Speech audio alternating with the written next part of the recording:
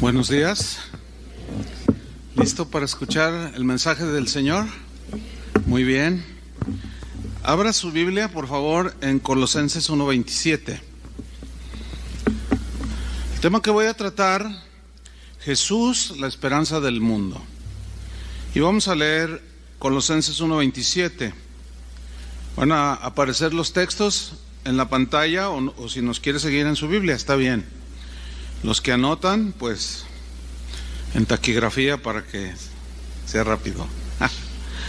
Dice Colosenses 1:27: a quienes Dios quiso dar a conocer las riquezas de la gloria de este misterio entre los gentiles. ¿Cuál era el misterio? ¿O cuál es ese misterio? ¿O era ese misterio?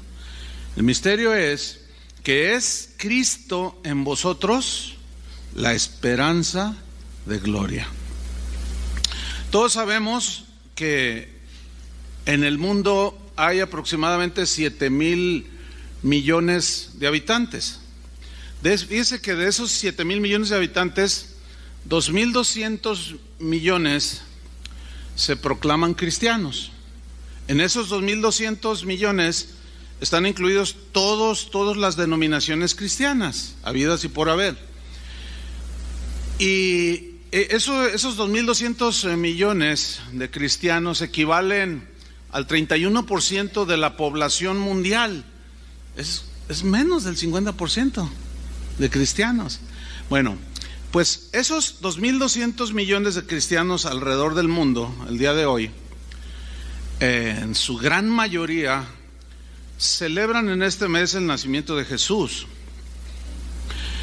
Pero también hay un porcentaje que es mínimo de cristianos que no lo hacen por diferentes motivos o razones o argumentos. Algunos argumentan que no lo celebran que porque la Biblia no dice que se celebre.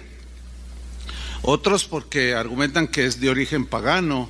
Otros porque pues no celebran esas fechas porque pues la gente se emborracha, ¿verdad? Otros que porque Jesús no nació en diciembre, y una serie de argumentos que esgrimen ese porcentaje pequeño de cristianos, de esos 2,200 millones, para no celebrar el nacimiento de Jesús. Pero yo en este caso quiero ir mucho más allá del debate, de la discusión. Hay suficientes argumentos para hacerlo, ¿verdad? Sin embargo, no quiero perder el tiempo en discusiones decembrinas, que son opiniones subjetivas, son asuntos de opinión y en realidad son irrelevantes. Y ustedes lo van a notar al final del mensaje, cómo esas cosas quedan en la total irrelevancia. Que si el pinito, que si la esferita, que si la luz, que... La realidad es que Jesús nació un día, ¿sí o no? La historia quedó marcada, ¿sí? Vino al mundo, nació en un pesebre, sí, un bebito. Vino a este mundo para morir y salvar a los pecadores. Entonces, yo me voy a enfocar en aquel que dividió la historia. Cada vez que se alude a alguna fecha, se dice antes y después de... ¿Quién?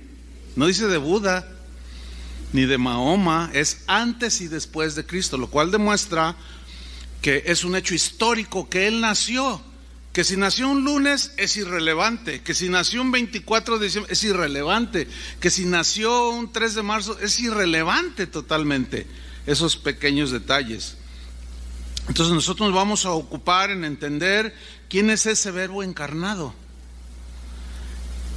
y en lo que Él representó para la humanidad, ese hecho de que el verbo se encarnó. Vamos a ver cuál fue su propósito, porque si observamos bien a estas alturas, ya nos damos cuenta que el tema central de la Biblia es Cristo.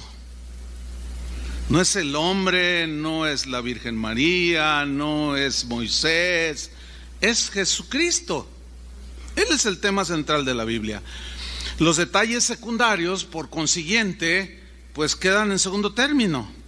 Cada quien puede argumentar a favor o en contra, pero todos coincidimos en la realidad de que Jesús, el Hijo de Dios, se encarnó, o sea, nació como un bebito, un ser humano, tomó esa forma humana y murió y vino a este mundo para morir por nuestros pecados, que fue el propósito más importante por el cual Jesús vino. Ahora, ¿qué es más importante? ¿La muerte o el nacimiento de Jesús? Dice él la muerte, tú dijiste la muerte, pero si no hubiera nacido, ¿qué es más importante? ¿El nacimiento o la muerte? Los dos. ¿Ven? Entonces, sí recordamos su muerte, pero ¿y su nacimiento?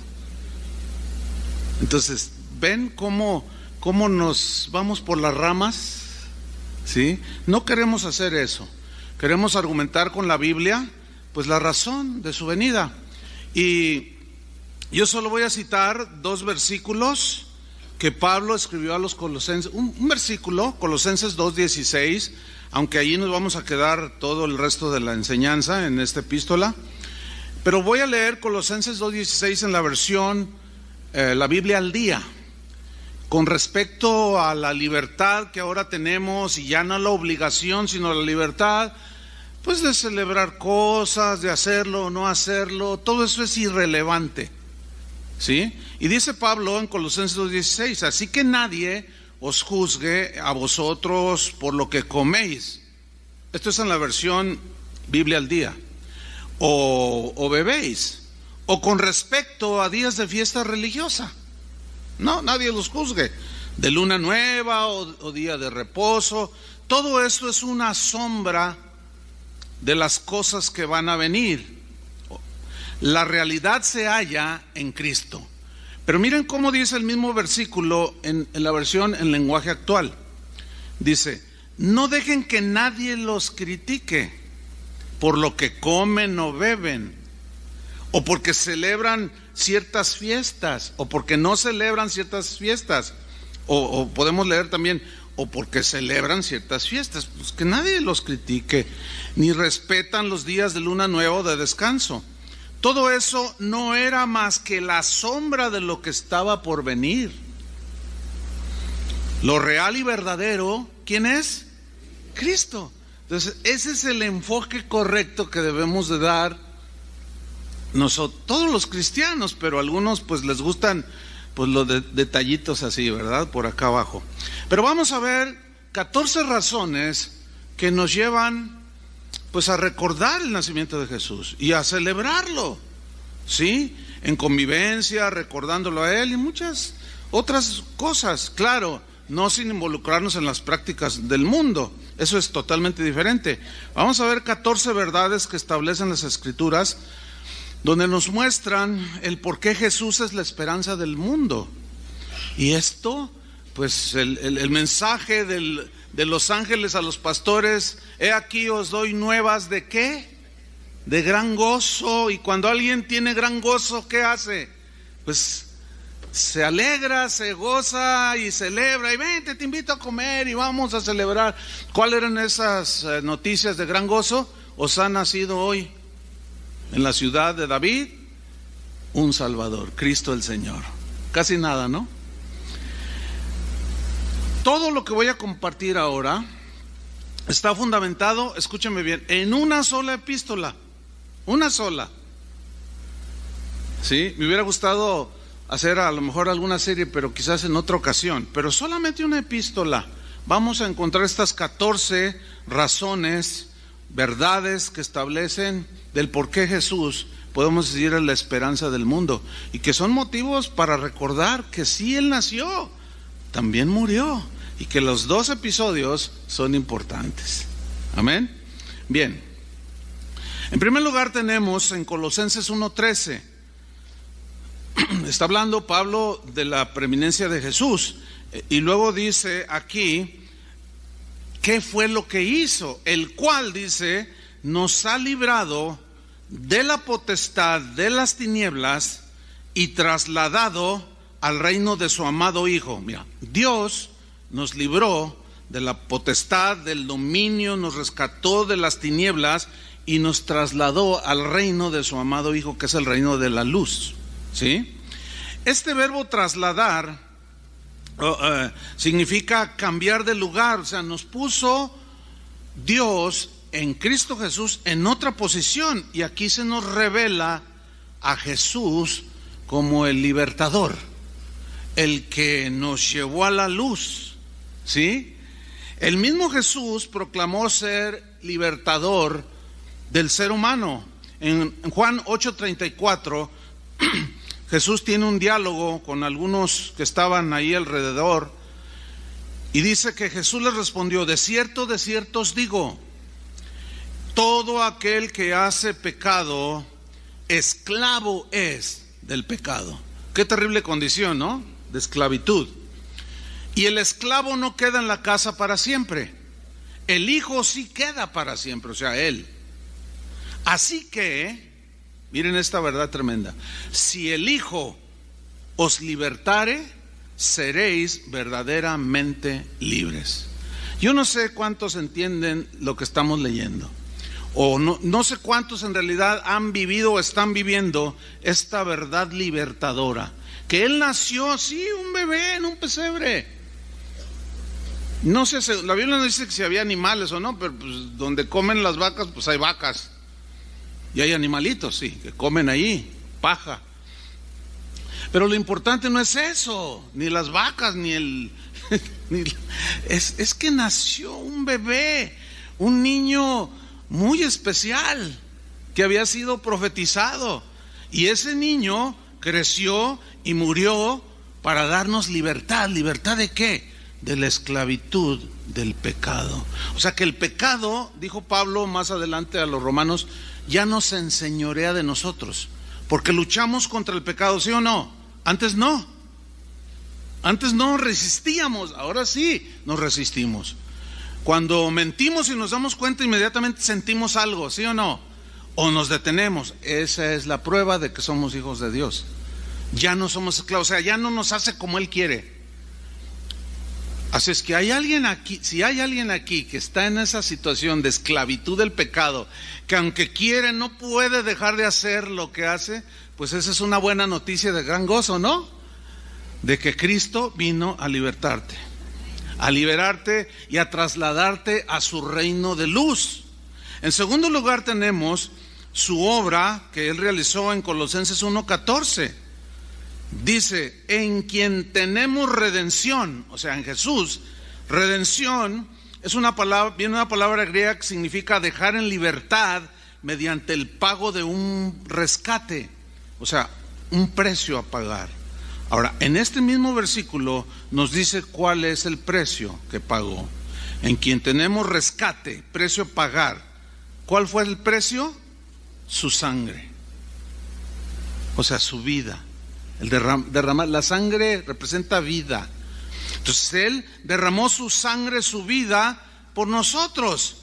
¿Y cuál fue el resultado de esa obra, del pago del rescate al dar su vida y derramar su sangre? ¿Para qué? ¿Cuál fue el resultado?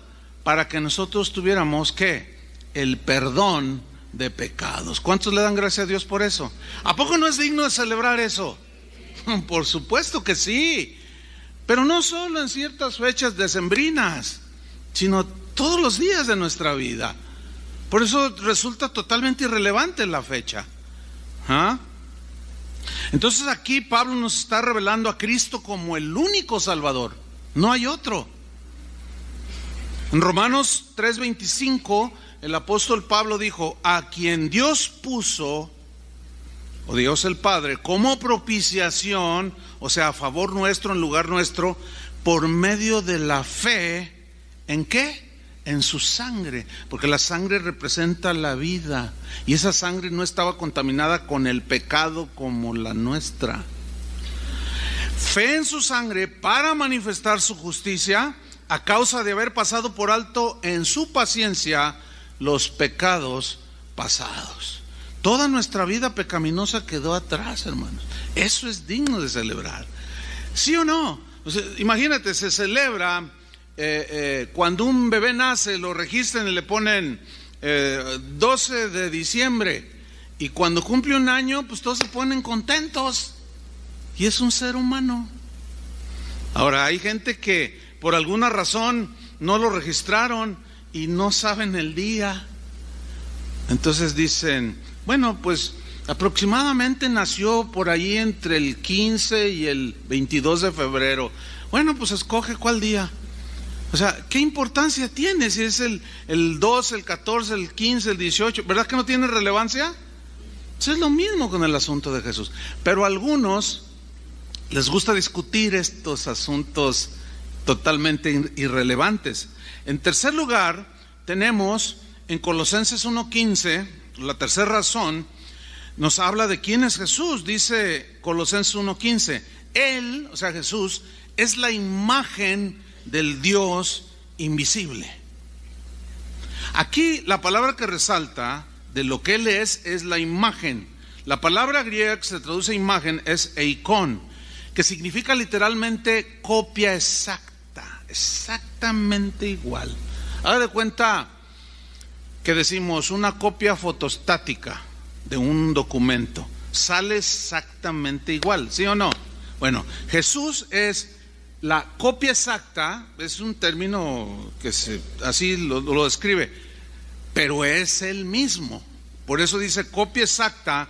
Cristo es la representación visible y la manifestación encarnada de Dios que se reveló a los seres humanos. Por consiguiente, podemos ver que aquí se nos revela a Cristo como la misma imagen de Dios el Padre. Hubo un diálogo allí en Juan 14:6 con sus discípulos. Y mire, le hicieron una pregunta a Jesús muy interesante. En Juan 14:6, ellos están hablando y Jesús se autoproclama como: yo soy el camino, dijo. Soy la verdad. Soy la vida. Ningún iluminado, ningún religioso, ningún filósofo, ningún fundador de ninguna religión se ha atrevido a decir lo que Jesús dijo: yo soy el camino, yo soy la verdad, yo soy la vida. Nadie viene al Padre si no es por mí o a través de mí, a través de la fe puesta en ese Verbo encarnado que un día nació como un bebito. ¿Se lo puede imaginar? Aunque ciertamente nosotros no adoramos un bebito, porque Él no murió a los 33 años. Entonces dice en el versículo 7, si me conocieseis, dice Jesús, también a mi Padre conoceríais, y desde ahora le conocéis y le habéis visto. Entonces Felipe, que era uno de los discípulos, pues así un poco, pues sin entender, como a veces nos suele pasar a nosotros, Felipe le dijo: Señor, muéstranos al Padre y nos basta. En el 9 Jesús le dijo: ¿tanto tiempo hace que estoy con vosotros y no me has conocido, Felipe? Eso está pesado, eso que le está diciendo. Y yo me imagino a Felipe así como: ¿el Padre? Tú, pero es su hijo, pero no entiendo. Difícil, ¿no? Pero Jesús sigue hablando.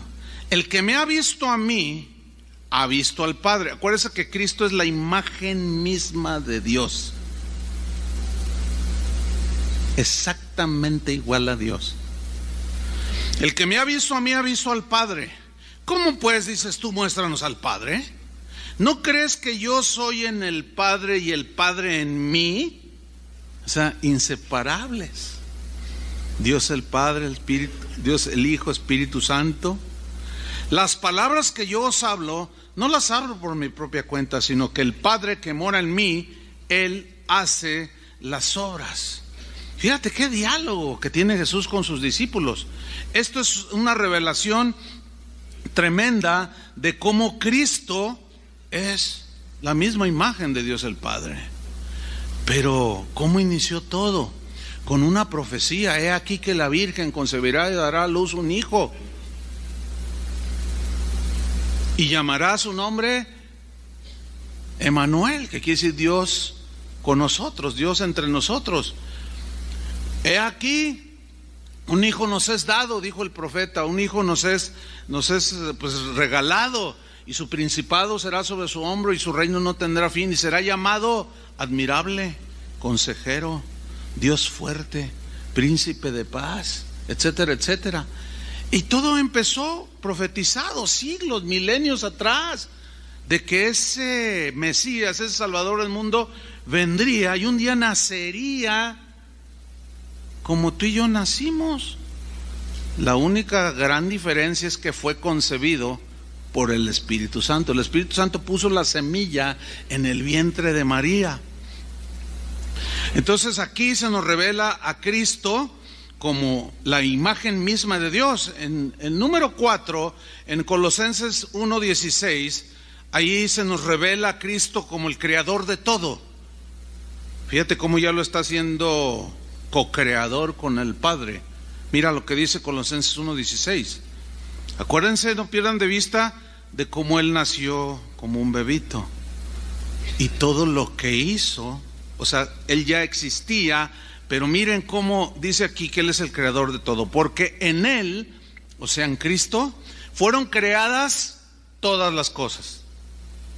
Las que hay en los cielos y las que hay en la tierra, visibles e invisibles. Sean tronos, sean dominios, sean principados, sean potestades, todo fue creado por medio de Él y para Él. En otras palabras, todo le pertenece a Él. Por razón de creación, Él es el dueño de todo y de todos. Si tú crees que eres dueño de algo, yo te tengo una noticia: no, solo somos administradores. El verdadero dueño es el Señor, porque Él lo creó todo. Tú dices, yo tengo 5 hijos o 4 o 2, son míos.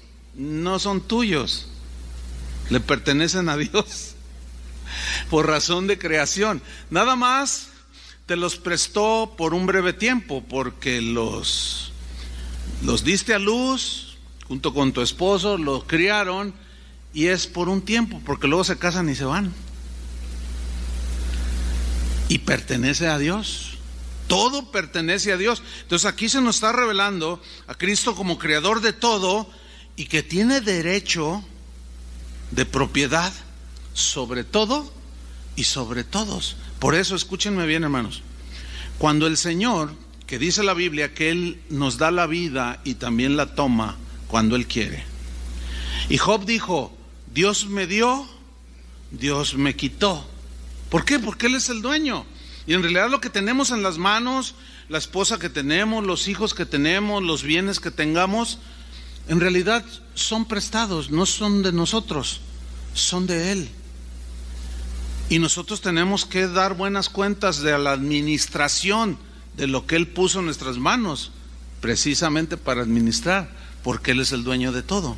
Pero aquí hay un punto que yo quiero mencionar, que es muy común aún en cristianos, que cuando se pierde un ser querido, algunos en su dolor, y quiero pensar que por falta de conocimiento de que Dios es el dueño y que Él toma la vida de cualquiera cuando Él quiere, ¿no?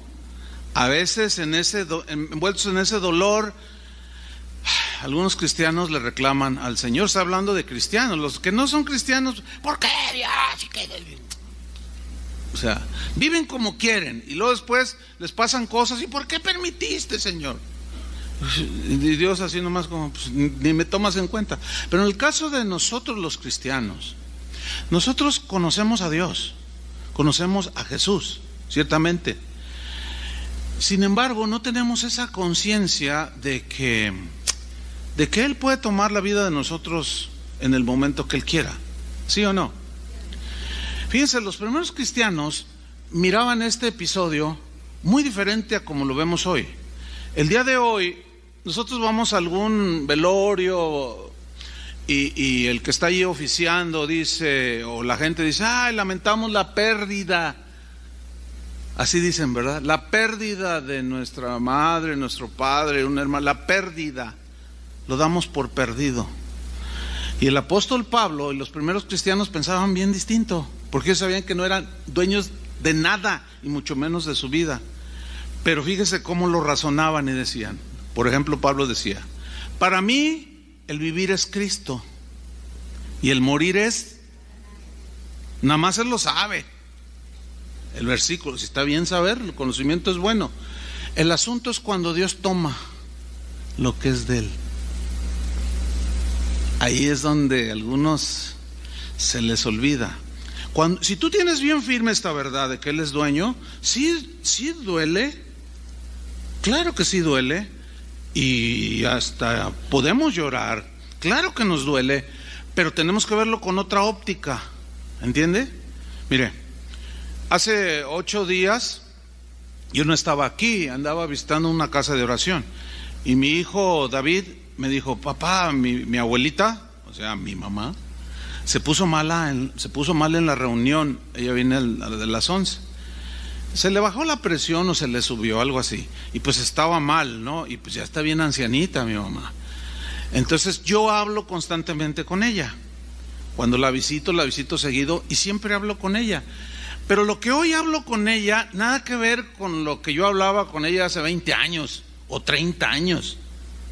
Hoy ella ha ido, al paso del tiempo, ha ido entendiendo que es inevitable que nos llegue ese día. ¿Sí? Es inevitable totalmente. Es más, es necesario morir físicamente, porque la paga del pecado es muerte espiritual, pero esa se solucionó cuando el Hijo de Dios nació como un bebé, murió en la cruz, y nosotros por la fe hoy somos salvos al creer lo que Él hizo en la cruz del Calvario. Pero este cuerpo necesita ir al polvo, como dijo el Señor: polvo eres y al polvo volverás. Y hace 20 años mi mamá decía: ay, hijo, a mí me da miedo morirme. Pero si usted hoy habla con ella, no, ella ya no tiene ese pensamiento. Hace algunos años dijo: ay, si me muero, ¿qué va a ser de ustedes? Nada, mamá, todo va a seguir igual. Ay, ¿de veras, verdad? Claro, entonces yo hablo con ella y le digo: mira, lo más normal, mamá, es que por obvias razones, pues tú te vayas primero con el Señor, aunque nadie la tiene asegurada, ¿verdad que no? La vida. Le dije: pero ¿te imaginas ver a Jesús cara a cara? Oh, dije, usted está más próxima, naturalmente hablando, a verlo a Él. Yo ya quisiera verlo. Dice: ay, le dije, y además por allá se va a encontrar a mi papá. ¿Tú crees que lo voy a reconocer? Claro, él era un hijo de Dios, bien entregado al Señor. No es ninguna pérdida, hermanos, es una ganancia cuando nos enteramos y sabemos que Dios, que Jesús es dueño de todo. Por eso tenemos que tener esta verdad bien fundamentada. Número 5, en Colosenses 1:17, el apóstol Pablo da otra razón. Aquí habla de su preexistencia. Dice Colosenses 1:17: y Él es antes de todas las cosas. O sea, Jesús, ¿qué es? Es antes de la existencia de todas las cosas. Aquí se nos revela a Cristo como eterno, aquel que siempre ha existido, aquel que es llamado en el Apocalipsis el Alfa y la Omega, o sea, el principio y el fin. No que tuvo un principio, sino que Él llena todo, ¿sí? Es una manera de decir que Él es eterno, el que existe en sí mismo, el que no tuvo inicio. Difícil para la mente humana entenderlo, que no tuvo inicio de existencia, siempre ha sido. Nosotros, sin embargo, sí tuvimos inicio de existencia, pero ese verbo que se encarnó tuvo un inicio como ser humano, pero no su divinidad, porque en Jesús habitó en un cuerpo humano 100%. Los gnósticos, o sea, gente de aquel tiempo que tenía una filosofía que decían que el cuerpo era malo por excelencia y por lo tanto ellos no concebían que Dios se encarnara en un cuerpo que era pecaminoso totalmente, y por eso negaban que Jesús se había encarnado. Pero la Biblia nos demuestra que ese que había existido desde siempre nació en un pesebre, un bebito así. Ahora compare ese hecho con el arbolito, con las lucecitas. Imagínense andarse peleando por eso, discutiendo. ¿Se da cuenta cómo queda así como que, ay, qué ridículos nos vemos? Pues sí, totalmente ridículos, ignorando semejantes verdades reveladas en las Escrituras. No discuta, y suficiente razón para celebrar. Y si no quiere celebrar, no pasa nada, usted sigue siendo hijo de Dios. ¿Qué le pareció esto? ¿Cómo queda esas verdades secundarias ante estas verdades absolutas? Se ven como este polvo. ¿Lo alcanza a ver? ¿Los que están ahí, lo alcanzan a ver? No, ¿verdad? Pues ni yo lo alcanzo a ver. Así quedan esas cosas.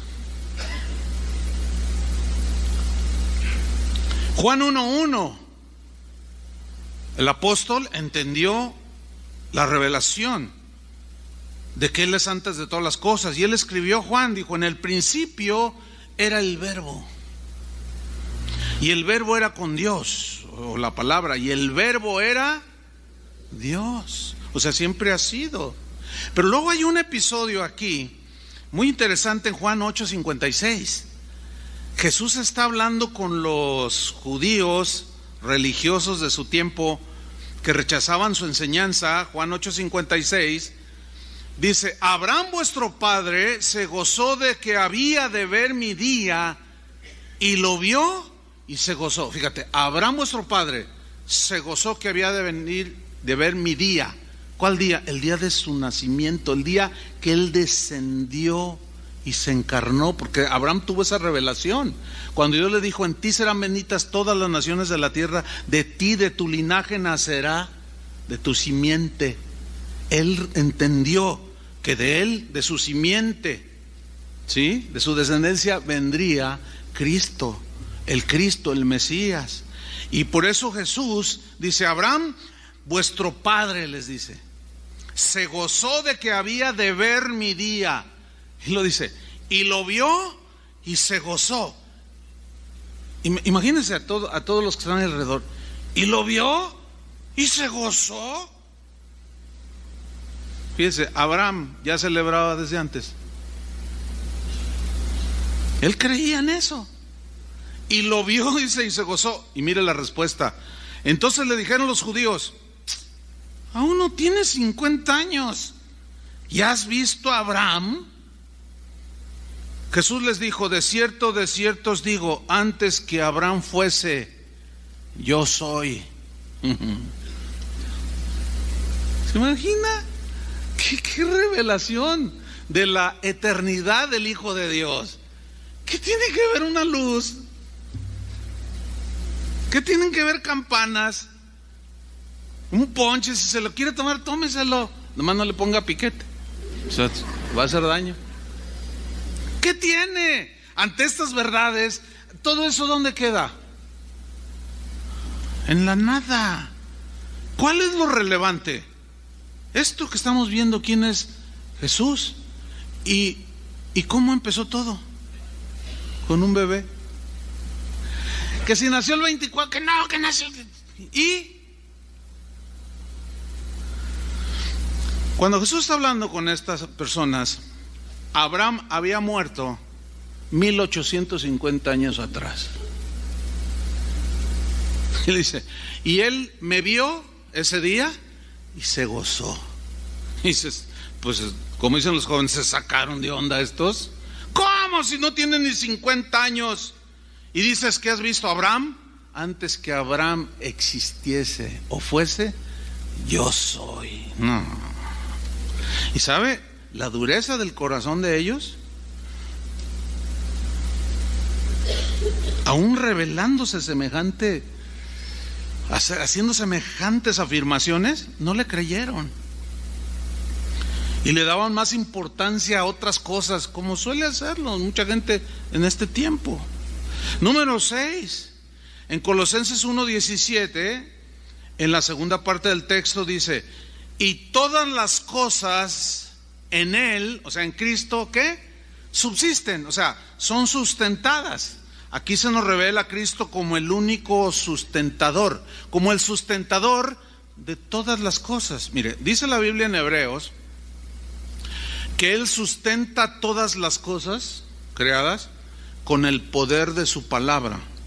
Eso significa lo siguiente: que cuando Dios dijo sea la luz, vino la luz. Cuando Dios dijo los cielos sobre los cielos, que hace la creación, la tierra y todo, cómo funciona, estableció leyes. Nosotros ya después los seres humanos le pusimos la ley de gravedad, etcétera, etcétera, las leyes de la física, pues, y les pusimos leyes, nombres para identificarlas. Pero Dios estableció todo eso y hasta la fecha funciona en un perfecto orden cronológico.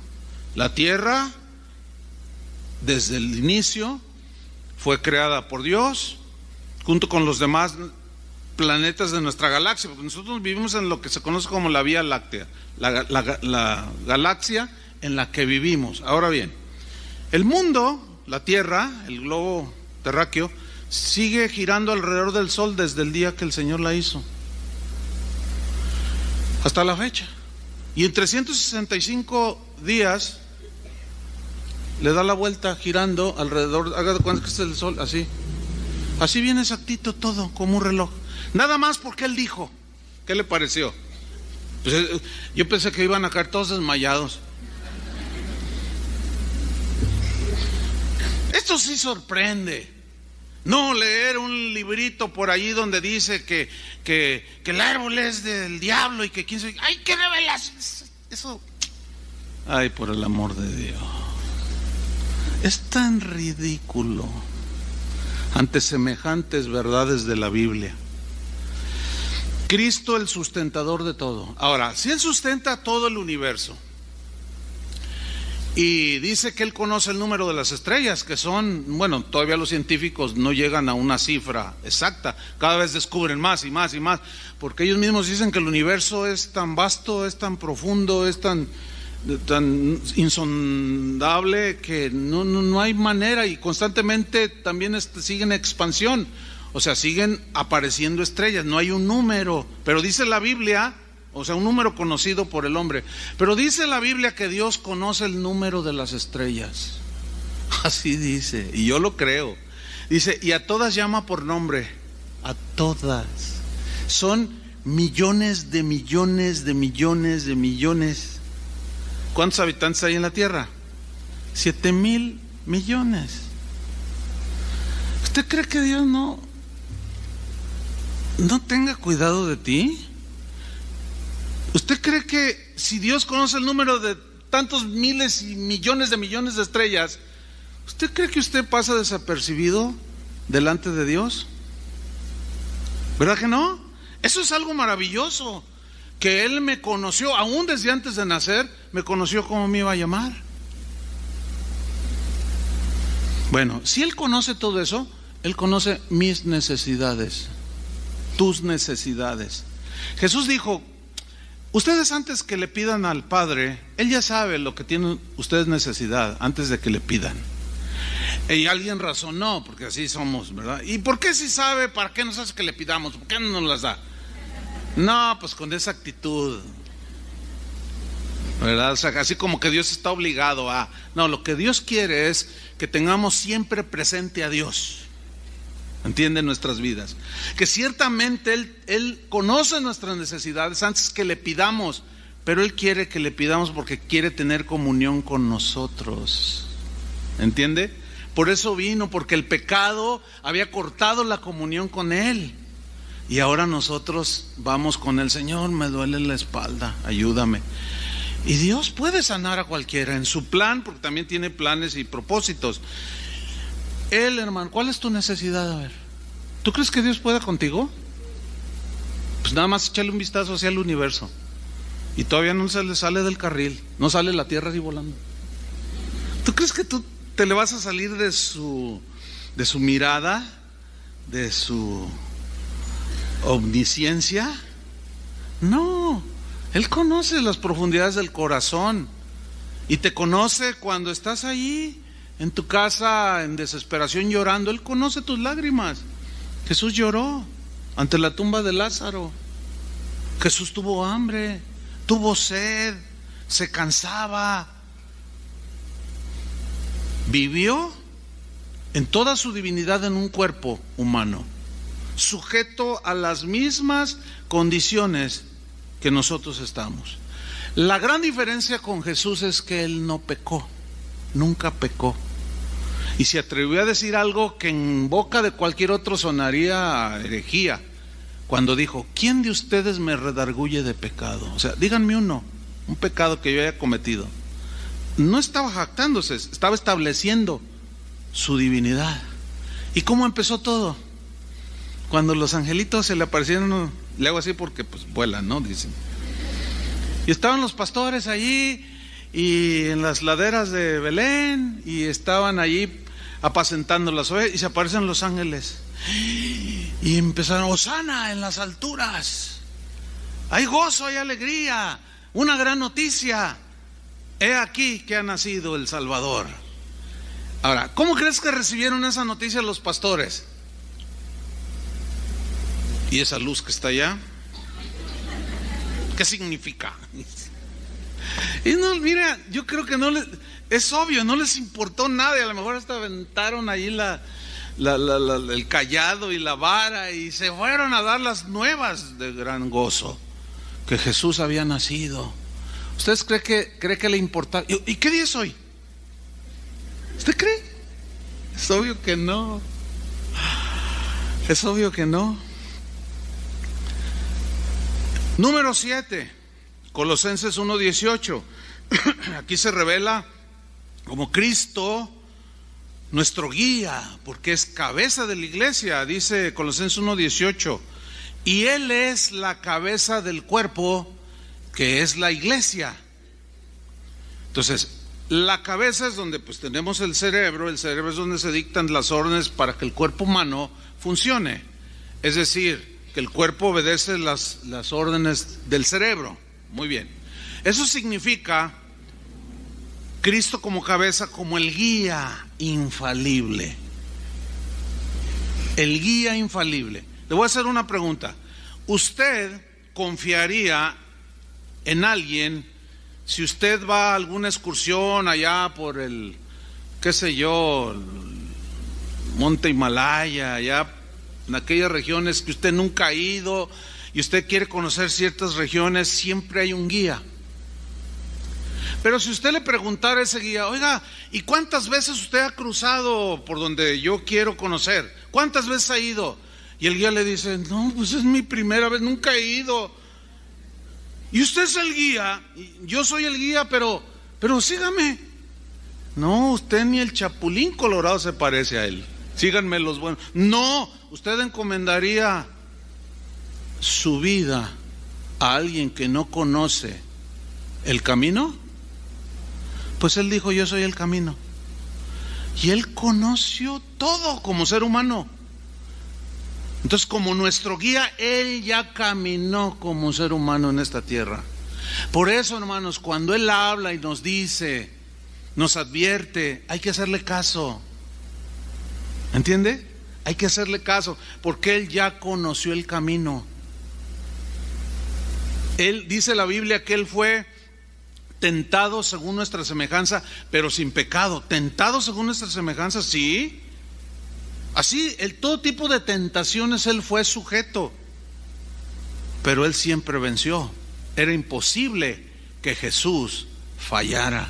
¿Por qué? Porque era Dios.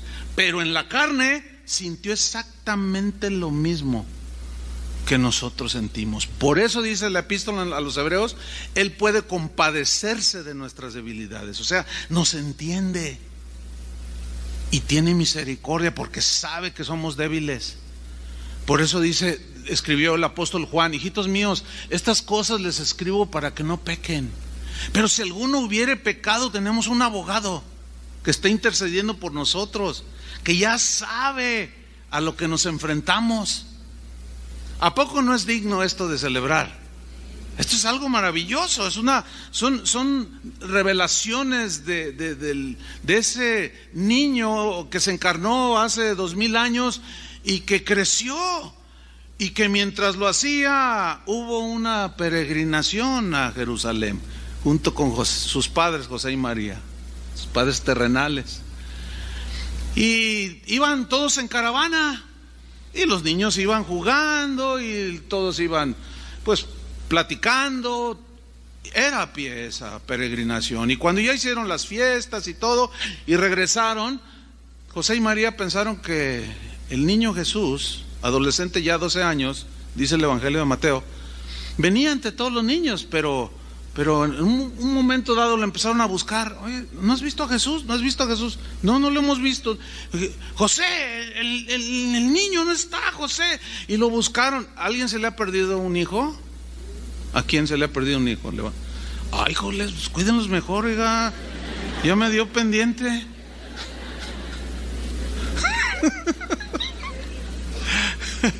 Ya hasta venden unos hilitos. Cómprese uno. Pero no existían esos hilitos. Y dijeron, no, pues entonces regresan. Imagínense a María. Bueno, escuche, a los que ya se les perdió un hijo, saben lo que se siente. A mí nunca se me perdieron. Yo no sé lo que sienten, pero yo he visto gente y se ve niños que desaparecen y ay, no, ha de ser algo desgarrador, terrible. Entonces imagínense a José y María, y ellos corren preguntando por todos lados y se regresan hasta Jerusalén y lo encuentran en el templo sentado, y alrededor los religiosos y intrigados de cómo hablaba ese niño. Entonces llega José y María y lo regañan. ¿Por qué nos hiciste esto? No vuelvas a hacer esto. Y Jesús los mira y les dice, es que en los negocios de mi Padre me es necesario estar. ¿En los negocios de quién? De su Padre. Y José y María lo entendían, quién era su Padre. ¿Qué historias, hermano? ¿Cómo yo me voy a poner a hacer a un lado todas esas verdades para argumentar tiempos decembrinos? Yo sí me junto con mi familia y sí convivimos y comemos y le damos gracias a Dios. Pero esto es maravilloso, hermanos. Nuestro guía. Por consiguiente, número 8, Colosenses 1:18, en la segunda parte dice, Él que es el principio, el primogénito de entre los muertos, o sea, el que tiene la preeminencia en la resurrección y que por eso seremos resucitados, para que en todo tenga la preeminencia. Preeminencia es el primer lugar. Entonces aquí se nos revela a Cristo como el único que merece el primer lugar en todo. Por consiguiente, si usted dice que es cristiano, si decimos que somos cristianos, Cristo tiene que tener el primer lugar en nuestras vidas. Es primero Dios, Cristo, después es tu familia, después es el trabajo, en ese orden, para sostener la familia, y fíjense, después es la iglesia, o el servicio a la iglesia, o el conglomerado de creyentes. No debemos de voltear ese orden, hermanos. El otro día hablaba con unas personas que decían, pastor, ¿qué hacemos? Porque el pastor nos está diciendo que dejemos a la familia, que dejemos el trabajo, que primero está a servir a Dios. Y yo le dije así claramente, no le hagas caso, porque ese no es el orden. O sea, primero es Dios, pero en ese orden. O sea, hay muchos que dicen, no, véngase a la iglesia y como ahora que no va a haber reuniones, algunos se asustan. Ay, pero ¿cómo? Sacrilegio. No, a ver, ¿por qué sacrilegio? ¿Usted va a dejar de ser cristiano? Nadie va a dejar de ser cristiano. Claro, los que vengan de otras ciudades van a encontrar cerrado. Pero, ¿por qué lo hicimos? Porque entendemos que la familia también tiene su importancia. Cristo es primer lugar en nosotros. Pero luego sigue la familia. Y son días en los cuales se aprovecha para estar con la familia. Muy pocos días en el año, ¿sí o no? Muchos reciben visitas de otros lugares. Y esta decisión no creo que fue tomado así. Ya vamos para 35 años que empezamos Casa de Oración. Y hemos visto a través de los años lo contraproducente. Es un asunto que se da como cada 7 años, ¿sí? Lo contraproducente que resultaba el hecho de que pues caían como en estas fechas, y luego si la esposa era cristiana decía, ya me voy a la iglesia, y el marido, oye, pero no, pues ahí cómprense unos pollos. Oye, pero van a venir tus papás de Estados Unidos a visitarnos.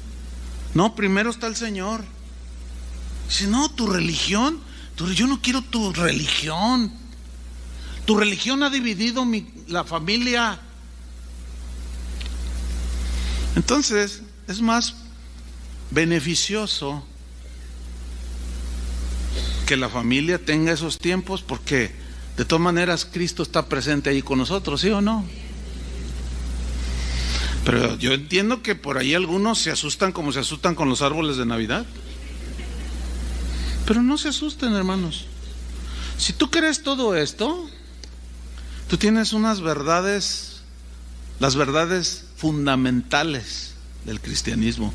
El cristiano no se hace por venir a congregarse.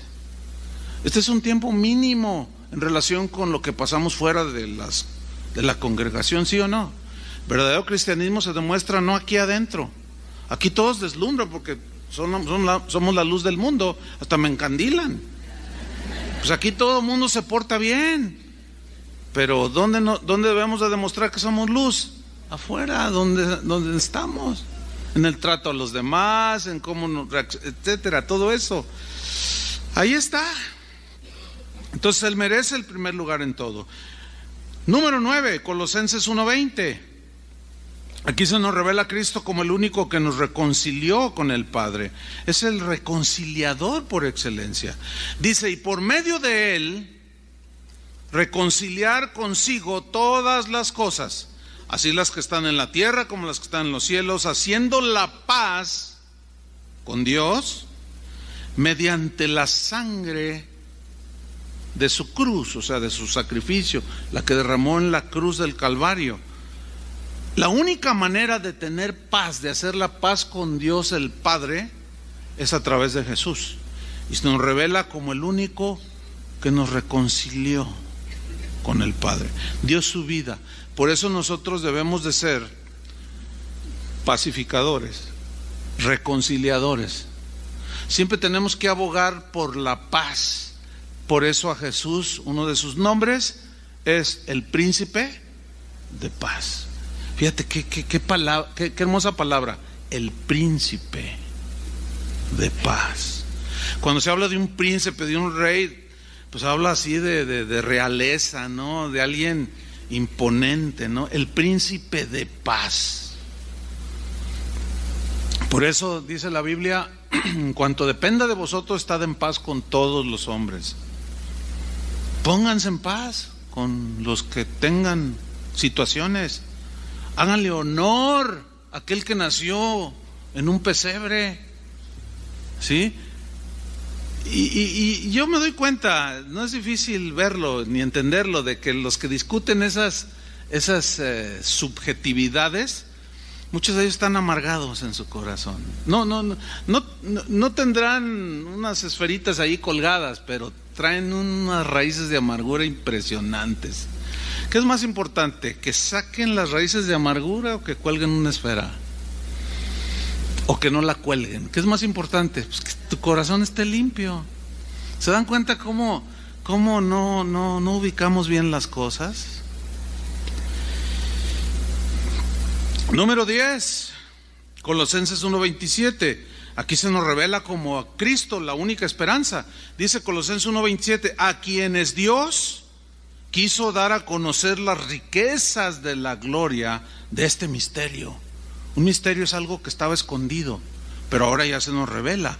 Un misterio entre los gentiles, o sea, que ya no solo los judíos eran participantes de esa salvación, los que creyeron, sino también los no judíos, que es Cristo en vosotros la esperanza de gloria. Por eso es que Cristo es la esperanza del mundo. Por eso es que es de importancia que Cristo haya nacido en este mundo. Lo irrelevante es el día o el mes o de lo que estuvo rodeado. Lo relevante es que Él vino, se encarnó, nació, creció y ofrendó su vida para salvarnos de la condenación del infierno. ¿Cuántos le dan gracias a Él? En eso es lo que nos debemos de enfocar. Entonces el concepto de Navidad, que es una palabra que significa nacimiento, ¿nacimiento de quién? De Cristo. Tiene sentido. Y mucho. Pero nos perdemos en subjetividades, en cositas irrelevantes. Por eso nos estamos enfocando en esto. Yo les podría argumentar yo tengo, creo, suficientes argumentos para derribar todas esas maneras de pensar, pero prefiero que nos enfoquemos en Cristo. La única esperanza. Llevemos esta única esperanza, hermanos. Él es la única esperanza. Y número 11, Colosenses 2:9. Mira esto. Aquí se nos revela a Cristo como el unigénito de Dios ya encarnado. Y fíjate lo que dice, cómo lo pone Pablo. Porque en Él, o sea, en Cristo, habita, vive corporalmente, o sea, en forma humana, toda la plenitud de la deidad. O sea que Jesús, aunque estuvo limitado en un cuerpo, sus atributos divinos nunca los dejó. Dice que Él conocía lo que había en el corazón de los hombres. Cuando la tempestad se levantó, cuando iba en una barca, dijo: calla, enmudece, y todo se calmó. Y cuando Lázaro murió, dijo: no llores, al que cree todo le es posible. ¿No te he dicho que si crees? Le dijo a sus hermanas: verás la gloria de Dios. Sí, ¿dónde está? No, ¿para qué? Llévenme. No, ya huele mal. Llévame. ¿No te he dicho que si crees verás la gloria de Dios? Y se para enfrente de la tumba de Lázaro, que era una cueva, y empieza a llorar Jesús. Qué sensibilidad, hermano. Ahí está el Cristo tierno que conoce nuestros dolores. Dice que se conmovió y todos lloraban alrededor. Y usó su omnipotencia. Lázaro, sal fuera. Y salió. Y el que había muerto, salió. Y muchos creyeron, dice. Y aún así, otros tantos no creyeron. Rechazaron la única esperanza de salvación, que es Cristo. Número 12, Colosenses 2:10. Vean las conclusiones a las que Pablo está llegando. Y vosotros estáis completos en Él. Aquí se nos está revelando que solo en Cristo son satisfechas cualquier necesidad que tenemos, de cualquier índole. Estamos completos en Cristo. Y la pregunta es: ¿qué te falta? ¿Qué necesitas? ¿Por qué te desesperas? Basta fe, créele, porque el que cree, todo le es posible. Él lo único que pide es fe. Confíen en mí. Sí van a sufrir en este mundo, pero confíen, yo he vencido el mundo. Y sí van a pasar tribulaciones, y los apóstoles enseñaron, dijeron: es necesario que a través de muchas tribulaciones entremos en el reino de Dios. Porque esta tierra, por causa del pecado que lo descompuso todo, estamos sujetos a muchas cosas. ¿Sí? Es más, un día yo di la vuelta por aquí y ya andaba mandando con el Señor a una hermana. ¿Te imaginas? Dije: ay, Señor, bueno, gracias a Dios no pasó nada. Pero la hermanita bien despistada. Mire, así entre comillas, nunca se atraviesa a la mitad de la calle. En la esquina, volteé con su hermana, dígale: en la esquina. A ver, dígale. Pues ya andaba yo mandando a una hermanita, da uno la vuelta, y pues ¿cómo lo ve? Iba la hermana. Y nomás porque pues Y entonces yo pensé, dije, ay Señor, ¿y si le hubiera dado un golpe? ¿Y si se muere? Te la mando. Pero yo voy al bote por una imprudencia. Pero bueno, ese no es el tema. Pero sirve para educarnos un poquito, ¿no? Así es que ¿dónde va a cruzar?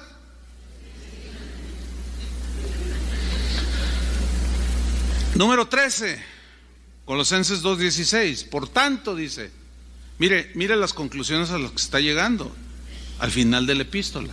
Por tanto, dice, nadie, o sea, por tanto significa, por todo lo que ya les dije, quién es Cristo, que se encarnó y vivió y es el sustentador, el salvador, por todo esto que empezó con una profecía siglos atrás y que nació efectivamente un bebé. Por tanto, dice, nadie os juzgue en comida o en bebida, o en cuanto a días de fiesta, luna nueva o día de reposo, todo lo cual es sombra de lo que ha de venir, pero el cuerpo es de Cristo. O sea, la idea aquí, ahorita les explico más, la idea aquí es sombra de lo que ha de venir, pero el cuerpo es de Cristo. Es que así como, por ejemplo, mi cuerpo, la realidad soy yo, pero esa luz está proyectando una sombra que algunos la alcanzan a ver, sobre todo los de arriba. ¿Sí la ven? ¿Se fijan que me sigue?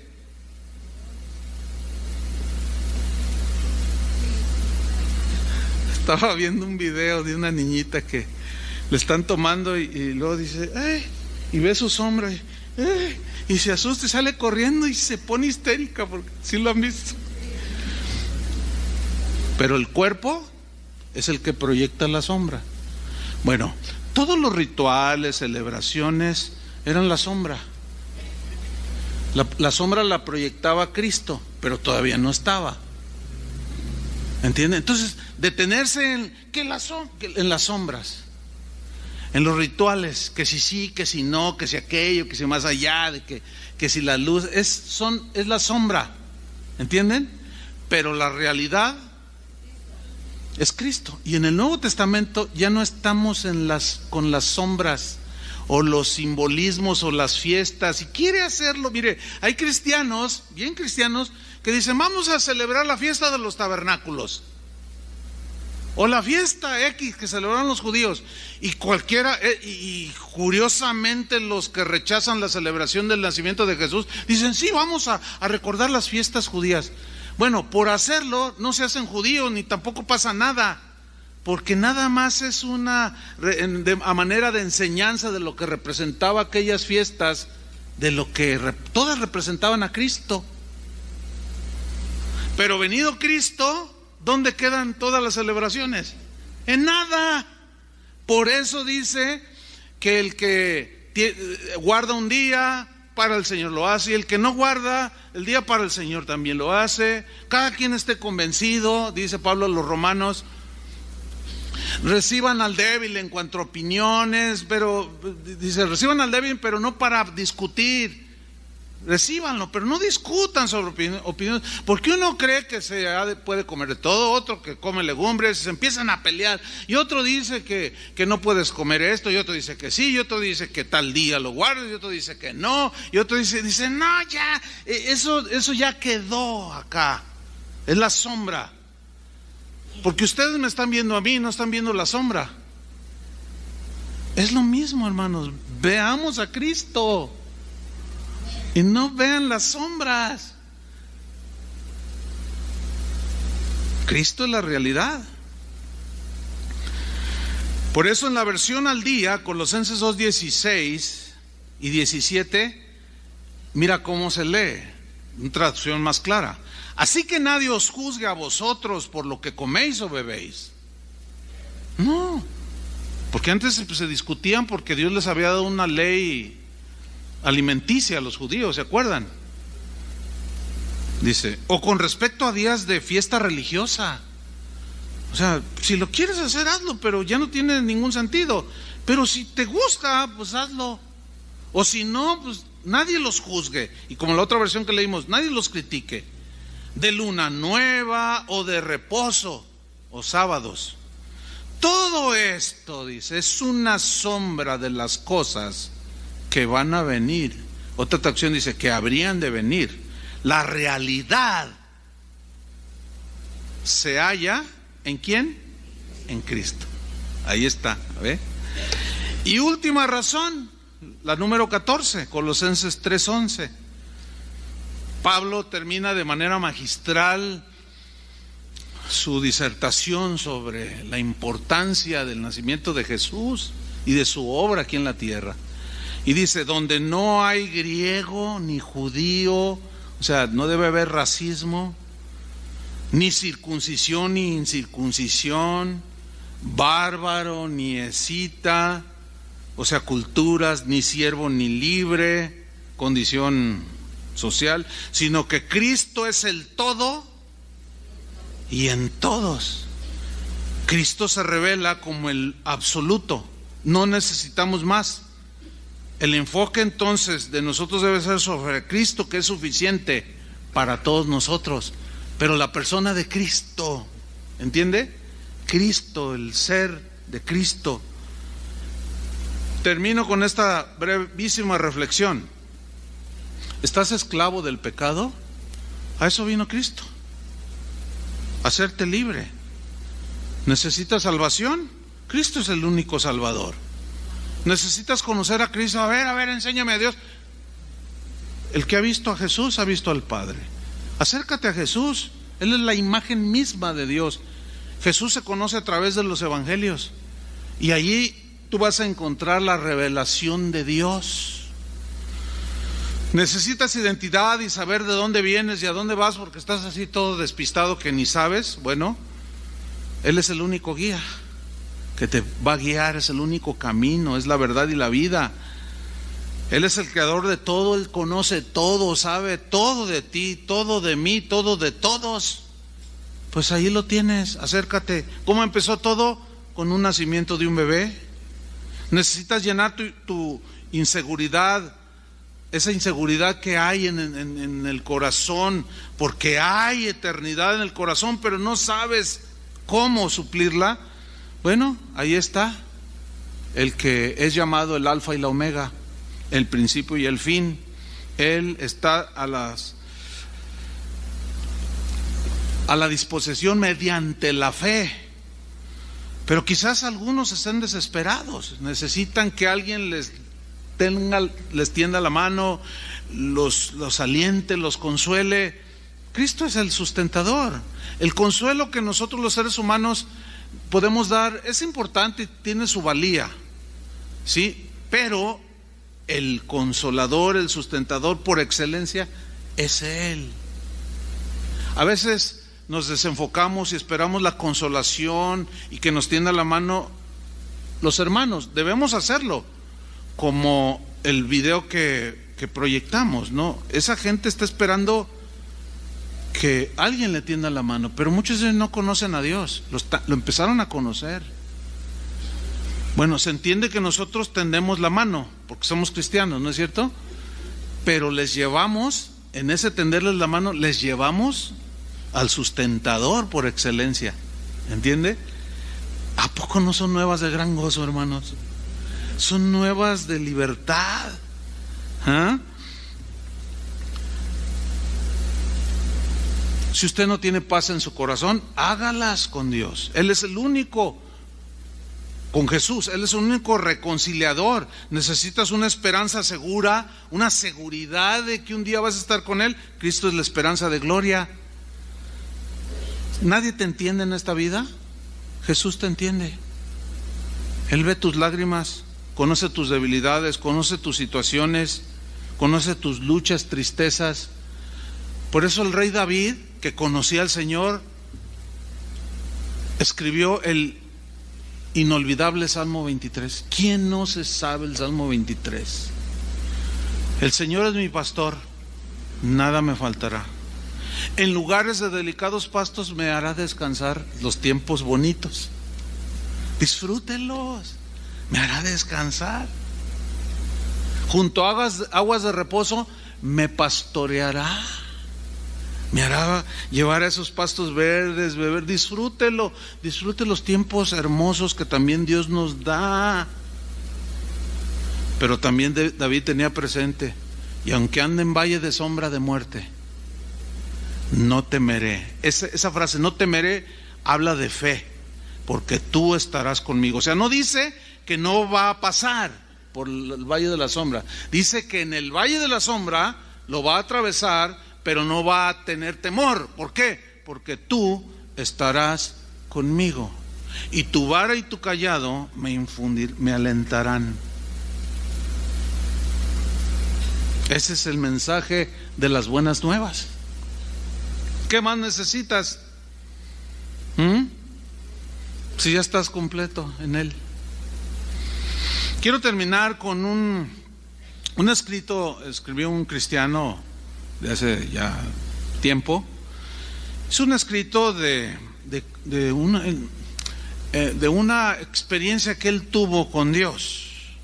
Dios hablándole a él, y él lo plasmó en un escrito. Y yo me voy a tomar la libertad de decírselos. Dios le estaba hablando a él, pero también nos va a hablar a nosotros, porque era un cristiano no de muchos años atrás, no de 2, 3 siglos, no, pero sí del siglo pasado. Y él escribió lo siguiente de cómo Dios le habló, y le dijo: yo soy Dios. Hoy estaré manejando todos tus asuntos, pero recuerda esto: yo no necesito tu ayuda. Yo soy el único autosuficiente. Si te enfrentas a una situación que no puedes manejar, no intentes resolverla. Solo yo te puedo ayudar. Déjamelo a mí. Confía en mí. Te sugiero que todo esto lo coloques en la bandeja que dice: esto solo Dios lo puede hacer. Y sí, yo me voy a encargar del asunto, pero en mi tiempo, no en el tuyo. Una vez que hayas depositado tu problema, tus ansiedades en dicha bandeja, no te aferres más a ellos, ni pretendas retirarlas de allí. No, déjamelas a mí. Porque si te aferras a tu problema y a tus situaciones, harás que se retrase la solución que solo yo puedo hacer y darte. Si fuese una situación que tú consideres que puedes manejar por ti mismo, te sugiero aún así que lo consultes conmigo en oración. Solo yo conozco el futuro y tú no. Y puesto debido a que yo no duermo ni me adormezco jamás, como algunos comprenderán, eso no dice aquí, dice: mira, no hay razón por la cual tú tengas que perder tu sueño en la madrugada.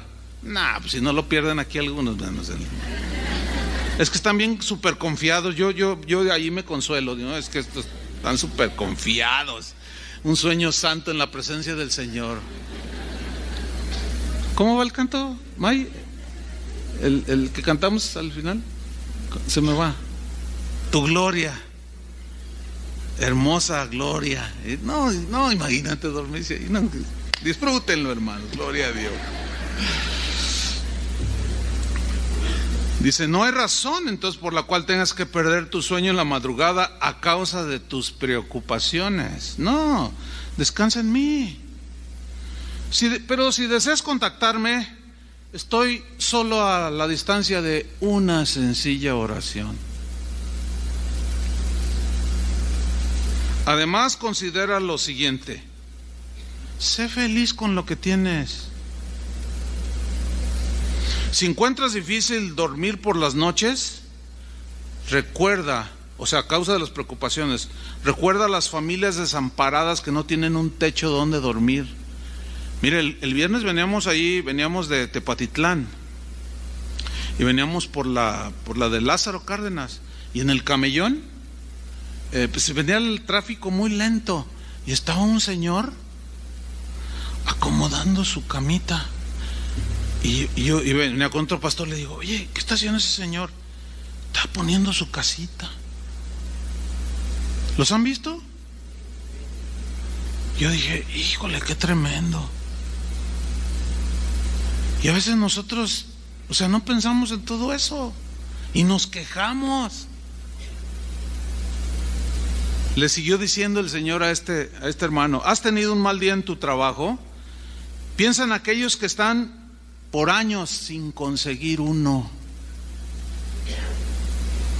¿Te sientes muy cansado de trabajar? Solo quiero recordarte que hay mujeres con vestidos desgastados que trabajan 12 horas al día, 7 días a la semana, lavan ropa ajena para alimentar a sus hijitos.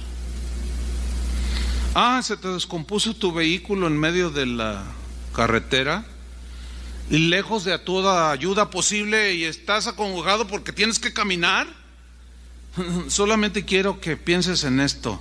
Piensa en aquellos que están limitados a una silla de ruedas, que con el mayor de los gustos tomarían tu lugar y caminarían esa distancia. ¿Has notado que te aparecen nuevas canas? Tengo una foto ahí, la estaba viendo anoche, por esto del que leí, y dice 2006. Y yo dije, ¿qué año estamos? 2016. Y pues no tenía esto. Y dije, ¿me está hablando a mí? No, pero yo, la verdad, bueno, voy a leer. ¿Has llegado a los 50 años? Bueno, yo ya los pasé. Dice, ¿has llegado a los 50 años? A 50 años tenía el hermano que escribió esto. ¿Y te has enfrentado a una terrible pérdida? Estoy leyendo mal. Me adelanté. ¿Has notado que te aparecen nuevas canas y te deprimes? Piensa en los enfermos de cáncer que están bajo quimioterapia, que desearían tener tus canas. ¿Has llegado a los 50 años y te has enfrentado a una terrible pérdida? Y te preguntas, ¿cuál es el propósito, Señor, de esta prueba? Sé agradecido. Existen muchos que no vivieron hasta esa edad para averiguarlo. Y tú ya llegaste a los 50. Yo soy suficiente para ti. No necesitas más. Soy tu Salvador, tu libertador, tu sustentador. Estás completo y nada te falta. Hermanos, todo empezó con un bebé que nació. ¿Será esto digno de celebrar? Para mí sobran razones. Pero no solo en este mes, todos los días de nuestra vida. Amén. Cierre sus ojos y démosle gracias al Señor. Padre, te damos muchas gracias por tu palabra. Gracias, Señor, porque tú siempre nos hablas, nos ubicas, nos enseñas.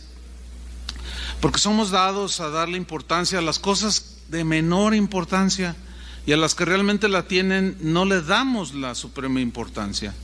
Y así en este mes, Señor, donde muchos de tus hijos discuten, se pelean, se descalifican, se ofenden por luces, árboles y regalos, sin pensar en la grandeza de la encarnación del Verbo, de Jesús, que nació como un simple mortal, un bebito hermoso, pero que en él habitaba ya toda la plenitud del Padre.